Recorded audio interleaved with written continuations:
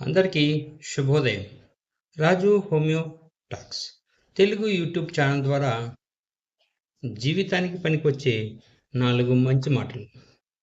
మిత్రులారా, విత్తనం మొలకెత్తేటప్పుడు శబ్దం చేయదు, కానీ అది వృక్షమై కూలిపోయేటప్పుడు పెద్ద శబ్దం చేస్తుంది.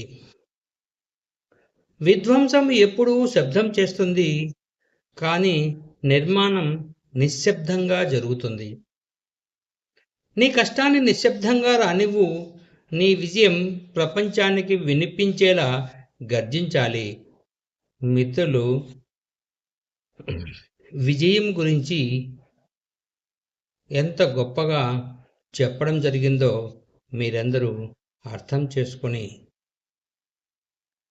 జీవితాన్ని మంచిగా మలుచుకోండి.